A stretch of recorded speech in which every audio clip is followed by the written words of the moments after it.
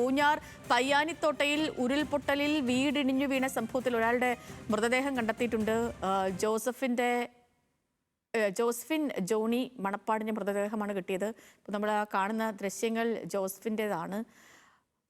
പലർക്കും വേണ്ടിയുള്ള തിരച്ചിൽ തുടരുന്നുണ്ട്. കൊക്കയർ പഞ്ചായത്തിലും ഉരുൾപൊട്ടൽ റിപ്പോർട്ട് ചെയ്യുന്നു.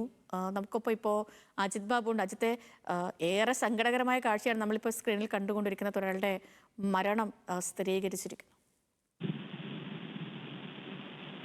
ലക്ഷ്മി, സങ്കടകരവും വേദനയും ഉണ്ടാക്കുന്നതാണ്. പ്രത്യേകിച്ച് അതിലെ ഏറ്റവും പ്രധാനപ്പെട്ട കാര്യം, ഇന്നലെ സമാധാനത്തോടെ കിടന്നുറങ്ങിയ കുടുംബമാണ്. പക്ഷേ രാത്രിയിൽ അപ്രതീക്ഷിതമായി ഒരു മുന്നൊരുക്കങ്ങൾ പോലും എടുക്കാൻ കഴിയാത്ത രീതിയിൽ പെയ്ത മഴ ഒരാളുടെ ജീവൻ നഷ്ടപ്പെട്ടിരിക്കുന്നു.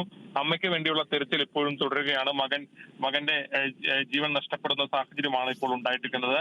ജോസഫിൻ ജോണി ആണ് ഇപ്പോൾ ജീവൻ നഷ്ടപ്പെട്ടിരിക്കുന്നത്. ഇവിടെ ഇപ്പോഴും തെരച്ചിൽ തുടരുകയാണ്. ഞാൻ ഈ പ്രദേശത്തേക്ക് കൂടുതൽ ആളുകൾ ഉൾപ്പെടെ ഇപ്പോൾ എത്തിയിട്ടുണ്ട്. അവരെല്ലാം ചേർന്നിട്ടുള്ള തിരച്ചിലാണ് ഇപ്പോൾ നടക്കുന്നത്. ഈ ഉരുൾപൊട്ടൽ ഉണ്ടായതിന്റെ ആഘാതമുള്ള പൂർണ്ണമായ ദൃശ്യങ്ങൾ ഉൾപ്പെടെ ഇപ്പോൾ നമുക്ക് ലഭ്യമായിട്ടുണ്ട്. അതോടൊപ്പം തന്നെ ഈ മംഗളഗിരി 30 ഏക്കർ തീക്കോയിലും അവിടെയും ഇത്തരത്തിൽ വലിയ വെള്ളമൊഴുക്ക് ഉണ്ടായിട്ടുണ്ട്. പല വീടുകളും തകരുന്ന സ്ഥിതി ഉണ്ടായിട്ടുണ്ട്. അത്തരത്തിൽ വലിയ വെള്ളമൊഴുക്ക് ഉണ്ടായെന്ന് ഈ ആളുകൾ തന്നെ, അവിടെയുള്ള ആളുകൾ തന്നെ പറയുന്നുണ്ട്. അത്തരത്തിൽ വിവിധങ്ങളായിട്ടുള്ള പ്രദേശങ്ങളിൽ വീണ്ടും ചെറിയ രീതിയിൽ മഴ ആരംഭിച്ചിട്ടുണ്ട്. അതൊരു ആശങ്ക ഉണ്ടാക്കുന്നുണ്ട് ജില്ലാ ഭരണകൂടത്തിനുൾപ്പെടെ. രാവിലെ അല്പം മുമ്പ് മഴ മാറി നിൽക്കുന്ന സാഹചര്യമായിരുന്നു ഉണ്ടായിരുന്നെങ്കിൽ ഇപ്പോൾ വീണ്ടും ഈ പൂഞ്ഞാർ പ്രദേശത്തും അതുപോലെ തന്നെ മുണ്ടക്കയം പ്രദേശത്തും ഉൾപ്പെടെ വീണ്ടും മഴ പെയ്യുന്ന ഒരു പശ്ചാത്തലം ഉണ്ടായിട്ടുണ്ട്.